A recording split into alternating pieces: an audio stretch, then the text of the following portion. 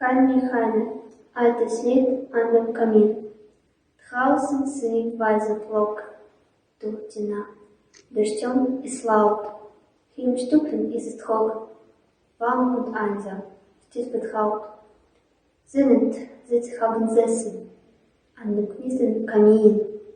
Kochen, summt der Wasserkessel, weiß verklungene Melodien. Mein Kästchen sitzt daneben, während ich hörte an der Grube, und die Flammen schweben, wundersam mit mir zumut.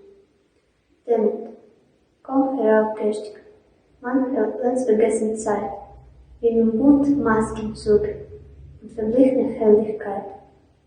Schöne Braue mit grüben Miene winken Schutz geheimnisvoll, und dazwischen Harlekine springen, lachen, lustig tot. Welchen Grüße Mama Goethe, traumhaft, neben ihnen steht, Märchenblumen, deren Blätter in dem Mondlicht wiegen.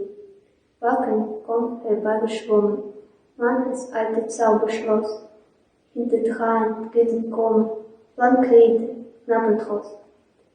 Und das alles zieht vorüber, Schatten hastig überall. Ah, da kocht der Kessel über, und das nasse Kästchen rollt.